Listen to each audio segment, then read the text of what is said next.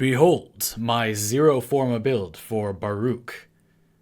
Yeah, I'll explain. Baruuk has a lot of negative synergy built into his kit. That is, he has abilities that turn each other off or remove benefits of his other abilities. If you want to take him into harder enemy levels, then you might be frustrated by a lot of his negative synergies. Just to give you an example, Elude makes you dodge incoming projectiles, and if you get enough range, about 200%, then that 180-degree angle is going to become 360 degrees, which means you'll dodge bullets from any direction, which is awesome. That makes you completely invulnerable except to melee attacks, but it only works while you're not attacking. However, Desolate Hands, which summons daggers that disarm enemies, will get increased range from you having more range, and also gets double range when you have Elude active, which will disarm enemies, turn them into melee enemies, and make them run at you, which makes Elude completely useless. So if you use one of these abilities, it's almost like you can't use the other one, because they make each other worse, it seems. So I was trying to think, it's okay for not every Warframe to be amazing at higher levels. It's okay for frames to be particularly good at lower level enemy killing. A really good example is Ember. She has a lot of abilities that are good at dealing just raw damage in a big area, but they fall off as you get to higher level enemies. She has some options at higher levels, but And Baruuk's Serene Storm is incredibly powerful for killing lower level enemies, but has no measure against armor. It doesn't really have a way to deal with armor, and so at higher level enemies it feels kind of useless, and then Baruuk's kit doesn't synergize with itself so well, which can feel irritating, even though it's okay for frames to be designed like that. And indeed, it may be the case that he was purposefully designed like that so that there were more frames like that in the game. Obviously, the first thing we all want to do is take him into a sortie, So what do we do? What do? Well, this really is what I recommend. I'm not trying to... I really do think this is a good build for him, and I'll explain why. So as you can see, we have basically no duration, we have okay efficiency, we have neutral range, and we have a lot of strength, a whole bunch of strength. With this much strength, we have a lot of daggers from Desolate Hands. The way this ability works is a little bit complicated, but basically you get more daggers and more damage reduction the more strength you have. You start at 80% damage reduction at base, and then you've got 8 daggers at base. So the way that this ability divides up the damage reduction is per dagger. So at base, you've got those 8 daggers and 80% damage reduction, and each time a dagger flies away to disarm an enemy, you lose 10% of the damage reduction. So each dagger represents 10%. So it's the same way here. Those 25 charges each hold part of the 90% damage reduction. So even though the damage reduction caps, you don't get that much more for adding more strength, you divide it among more daggers, which means you lose it less quickly. Even though you barely get more damage reduction, you effectively will have more damage reduction because you will have more daggers to divide it among. With a ton of strength like this, we have a lot of charges. So even if the range becomes really big from using Elude and having big range for Elude, which we don't have space for yet, we'll talk about that in a sec, we'll still have damage reduction. You can still cast this ability not a crazy amount of the time, like maybe every 10 seconds, and you will still functionally have like a decent amount of damage reduction. Although it's worth noting that you sometimes don't need it if you're eluding enemies, and you'll be disarming them, which means that you won't be eluding anything, which is still a problem. But I think that this is the only path to making Baruuk have sort of like a powerful option. I feel like the only thing you can do is give him some impactful ability, the ability to disarm many enemies and have a lot of damage reduction. And then he also gets damage reduction when you lose Restraint, which you'll lose a lot of because Elude and Desolate Hands are both functional, even though they only work in different situations. You will lose a lot of Restraint, and that also gives you damage reduction. So you will have a lot of damage reduction, and it all applies to shields, which is all very nice. So he's tanky, you'll be tanky, and you're disarming enemies. But the real question is, why not just play Wukong? Isn't this just Wukong with unlimited blade works? The answer is yes, end of video. I don't think there is any way in which this is not just Wukong with a bunch of daggers floating around him. But he's different gameplay, he accomplishes it differently. Wukong is very much like a rage looping setup, where this is a really weird type of piecemeal damage reduction. You get lots of different sources of reducing damage and even some circumstantial damage reduction, like removing guns from enemies, and And you can kind of pick which way to use your abilities as well. If you're just standing in front of a bunch of enemies and you've got, say, the range, which we're going to set up right now since I don't have space in the other build, but you'd run overextended and then Cunning Drift in your Exilus slot. If you've got that set up and the Desolate Hand setup I was showing before, you run into a bunch of enemies that are going to shoot you, you can just activate Elude and not use Desolate Hands, and you'll lose a bunch of Restraint and charge up your damage reduction really quickly. So we're just going to stand here, and you can see we're losing plenty of Restraint. That's not a problem. It's super easy to lose a lot of this if you just use Elude. And then if we were to use Desolate Hands, like even without any, see, we're already getting shot less and losing less Restraint. But we've already lost so much, it's not really a big deal. And this doesn't regenerate over time as long as you don't use Desert Wind. So it's not a big deal that it is a little bit arduous to reduce. You're going to keep that damage reduction that you've now built up for pretty much the rest of the mission. But you see where I'm coming from. You know, you can kind of use the abilities one after the other instead. And by playing with it that way, you actually do end up in a situation where you know, it works out.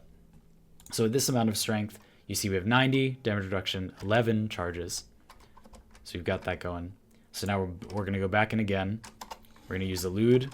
We're going to charge up that Restraint, charge down that Restraint. Now that we've reduced our Restraint all the way and we have that one layer, on top of the dagger's damage reduction, you'll see that we'll be able to survive pretty well. You see, pretty tanky.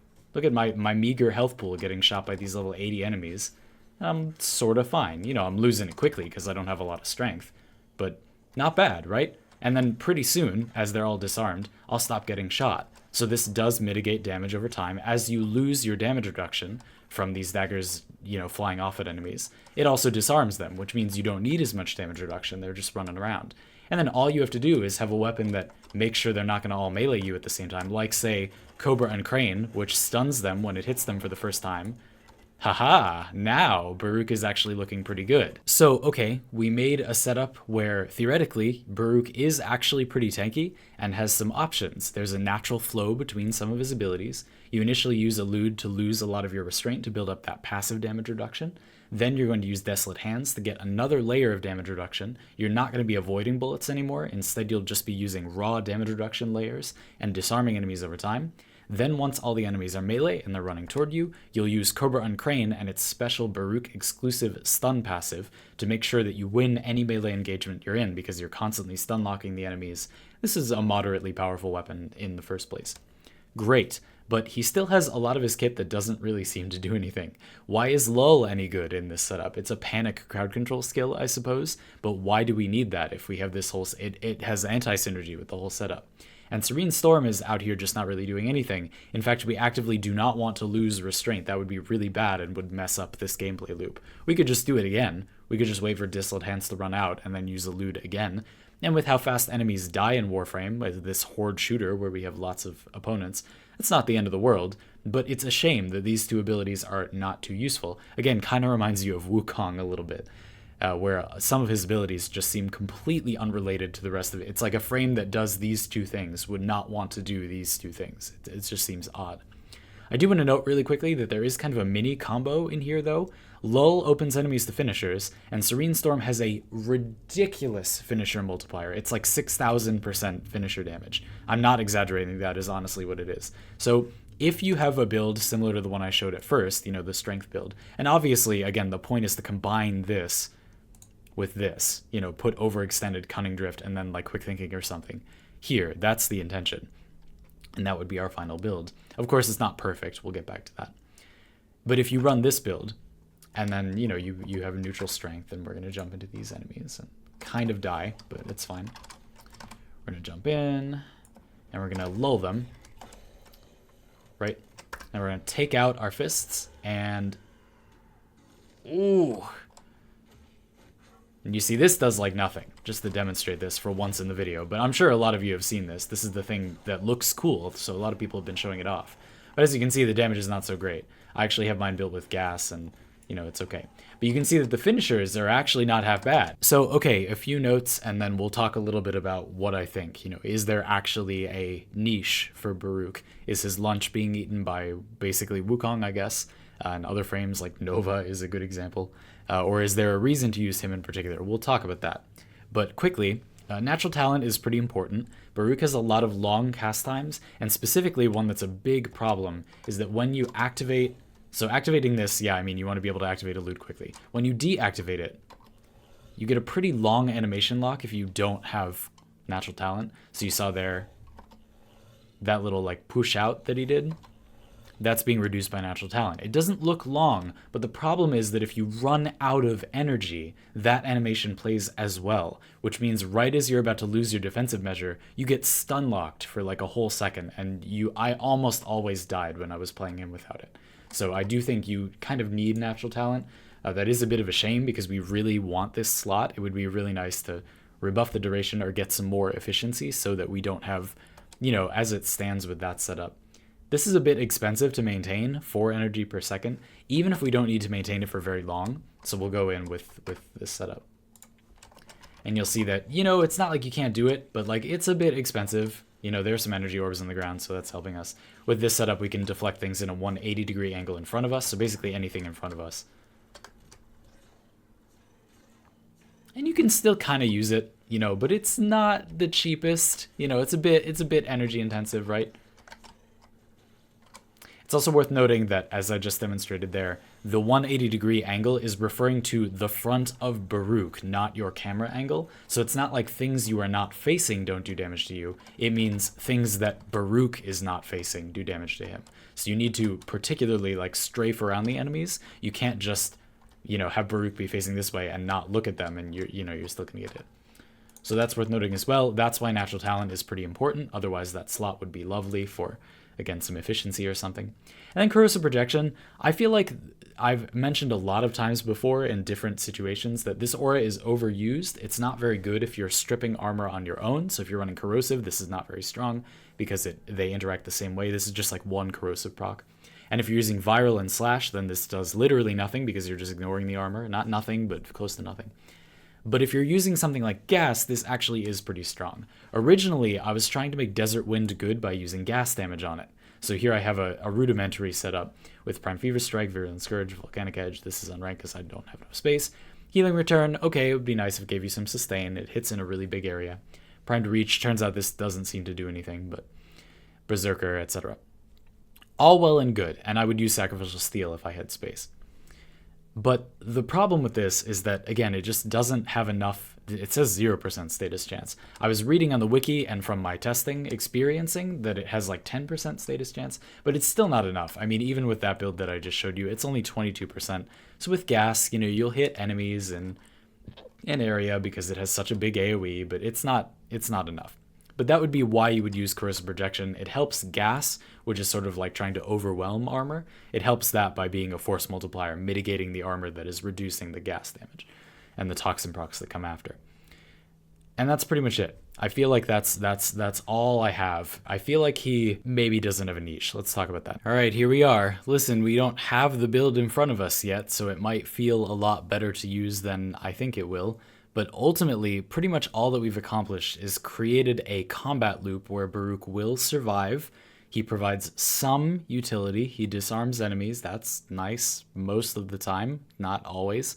And he is some variety. He survives in a way that is different from his compatriots.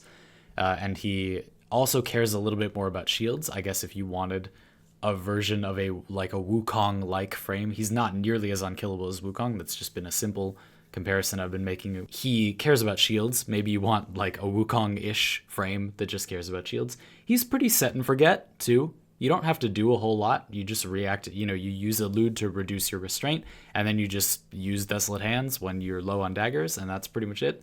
I guess you could even just use Desolate Hands if you're feeling patient about losing your restraint initially, or you start very low enemy level. So, no, it doesn't really feel like there's particularly a reason to use him over somebody else for gameplay purposes, but let's talk about other stuff. So first of all, I prefer how Baruuk looks. I like how Baruuk looks. I think he looks cool. He looks nice with a lot of our accessories. I'm a bit of a fan of the asymmetrical fashion, which some of you may know, and that will get a video very soon. I don't know, he's nice. I like Cobra and Crane. I think the ability, the stun locking when you hit people with a combo for the first time, is pretty fun. It feels good. It's nice to have a weapon that is just like the ultimate duelist melee. Like you always win a duel against any enemy. They just cannot attack you back while you're attacking them. That's cool. It's not like a particularly amazing melee weapon, but I'd be happy to flash you my build since we've spent like 10 minutes not showing it, and I've used it a little bit in this video. Again, just this simple status-based build. You have very consistent status, which is nice. You've got reach, you've got healing return, so this is a source of health regen, which is, again, nice. Nothing particularly crazy. It's impact based and has no slash and not good force procs in the stance, but this is a great stance otherwise. So I have corrosive, so this will let you deal with armor. Probably not going to want to run corrosive protection in the end, but go figure. And this also opens us up to Desert Wind having some use. We could probably just put utility mods on here, so we could run Healing Return and take it off the Cobra and Crane build, and just use this for healing when we needed a quick 1-2. We're not really using health that much anyway, so it's not like you need a lot. We could run things like Guardian Derision. We could run a lot of, you could just run melee utility in general. You could run Dispatch Overdrive. Where are you? Dispatch Overdrive. That would be a good mod on this weapon, because you're going for the finishers a lot of the time. You can't use Dispatch Overdrive on this. Oh, you probably can't channel with this weapon. Anyway, well, that never mind, that actually sucks. This video was sort of a different approach to talking about a Warframe. I just decided to take a mindset and a thought process to its logical conclusion, and now I'm at the end. So even though we don't have some sort of great mighty conclusion, that is, we have run out the course of that thought process, and I don't think there's too much more to say. If you disagree and you think there is more to say, I would love to hear about it in the comments. And if you have other ideas for how to set up Baruuk for, I guess, higher level content, I want to emphasize one more time that you can just use Serene Storm with Desert Wind, his fist exalted thing, and that will annihilate low level enemies. It's probably the strongest weapon in the game against low level enemies. It goes through all terrain, it does crazy damage, but you've seen that. That's not something useful to show. We all know it does that. And the problem is that it's not very good against higher level enemies. So this was an attempt to talk about that. Again, if you have other thoughts about that, I would love to hear about them. I'm very interested in Baruuk. He's a really odd design, and I think that he was made possibly just to express a weird design idea. Digital Extremes, our dear developers, are very focused on just kind of throwing ideas at the wall and seeing what sticks, and I'm happy we got this Warframe. I'm just a little bit puzzled and a little bit on the struggle bus for what to do with him. So I hope that you enjoyed hearing how I attempted to deal with that, and I'm not sure how successful I was, but that's part of the process. If you made it this far in the video, you know what to do, and I'll see you on the other side.